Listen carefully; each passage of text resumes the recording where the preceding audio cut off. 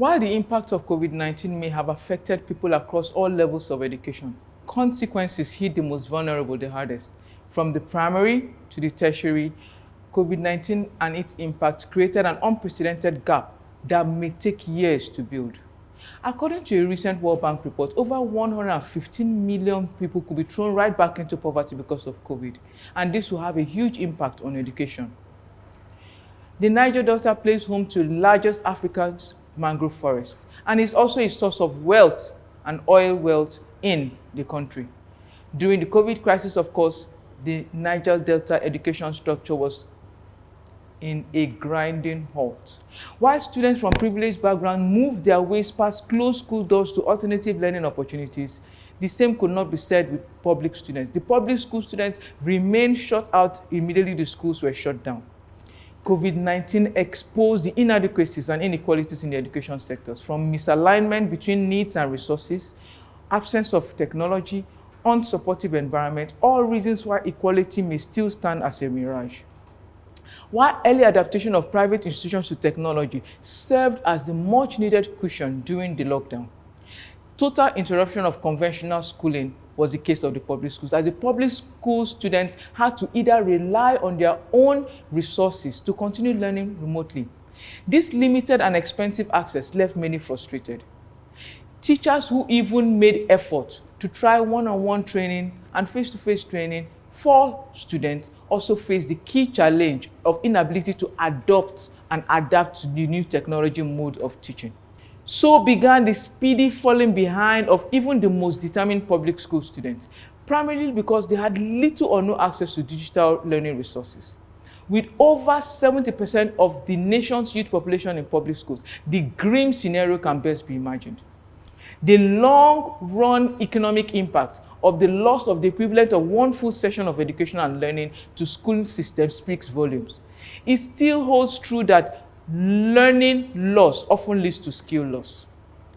If schools are slow to return to prior levels of performance, the gross losses and the increased level of losses will indeed be proportionately higher. Years ago, when the United Nations clearly stated that digital learning is a tool and a key that needs to be adopted, many did not know that its ultimate use will come in sooner than later.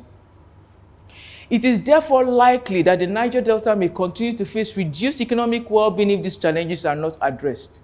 If nursery, primary, and secondary schools in the Niger Delta were affected by the pandemic, then its severe impact on university can be said to be pathetic. As due to multiplicity of reasons, including strikes, COVID-19, and related challenges, led to the complete shutdown of the university system. This in itself was a huge challenge.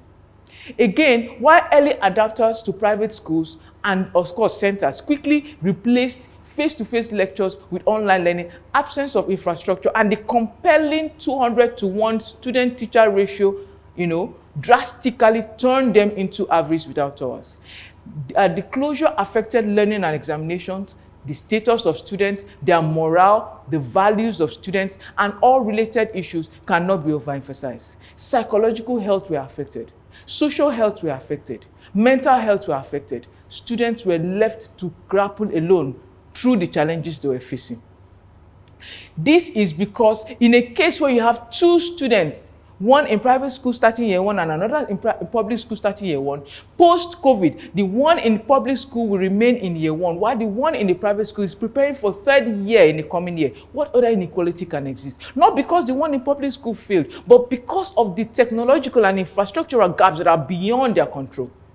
The question now is, how soon can public schools reinvent their learning environment so digitalization can be enhanced? In resumption, the early preparedness of some private schools made reopening less cumbersome. A school that naturally has challenges with water and sanitation access and related challenges may still be vulnerable to their inability to put in place physical distancing measures, establishing hygiene protocols, reviewing personnel and attendance policies, staff investment, and of course, student waivers, ultimately meaning that we may not be ready to resume. What about the challenges of funds? there may be compromise as well. Public funds may be compromised. Why? Because they may also be allocated to less important issues as against educational issues. And this in itself will pose a challenge and will increase the inequality that exists. The economic consequences for education is huge. What is the guarantee that market will provide equitable access to the educational opportunities? What is the guarantee that the government will indeed enhance educational support and resources? What is the guarantee that private sector will enhance their collaborative status so as to support educational structures even in their host communities? The questions abound. There are best practices everywhere, from Australia to Italy to Canada. There are best practices. Educational reform packages in Australia, Canadian Emergency Student Support Fund, Distance Learning Support Fund. In fact, history support packages for people in different places in New Zealand, for example, and financial support for institutions and organizations and even individuals. Which of these measures can we adopt so as to address our priority needs? The loss of instructional time delivered in a school setting has posed a lot of challenges. We need real-time online lessons to address this. Also key is the fact that we need online meeting spaces so as to enhance communication and promote technological-driven education. What about the teacher training? During the lockdown, definitely there was minimal teacher training. And teacher professional development training, especially mainstreaming technology so that the adaptation level of these teachers can increase their productivity, efficiency, and effectiveness becomes key. We need to put in place teachers training to enhance their deployment of the new methods of teaching using technology. Teachers development training to enable them have skills that they can integrate and the digital tools to promote quality learning is key. Now, so when do we intend to open our schools? When do we intend to open our schools? We need to reopen, but there are protocols we need to follow to ensure we open it in the best practice way. We need to conduct a risk assessment for our students, our teachers. We need to develop clear protocols on social distancing. We need to revisit our attendance policies. We need to enhance adequate teacher and staff training as well as students' understanding of their expectations in the new normal, and reasonable overhaul of the education infrastructure, because without this, we'll be pushing a weakened structure into comatose. Class size is another key variable to reopening of schools. Now, maintaining social distances is key. But how do you maintain social distance when an average class size is 200 to 1 student-teacher ratio, or 100 to 1, or in cases higher than this? And yet, this is key. So, do we adopt the hybrid method of education so that nobody is left behind? What exactly can we do to address class size as a key factor for resumption of schools?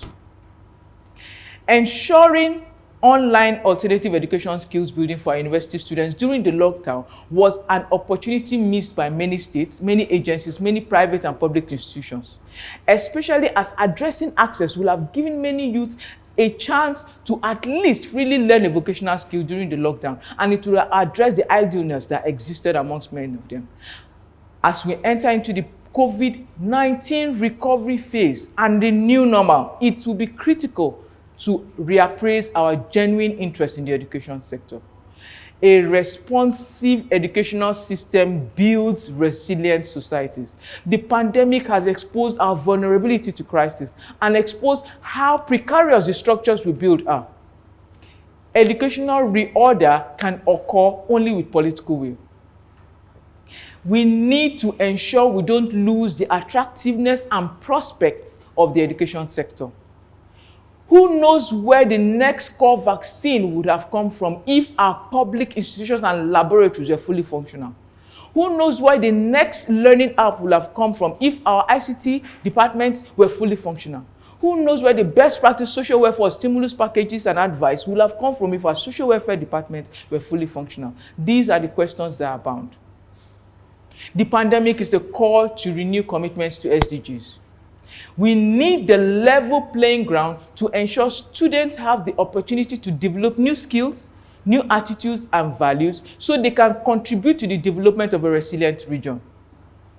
As Nelson Mandela said, as long as poverty, injustice, and gross inequality exist in our world, none of us can truly rest.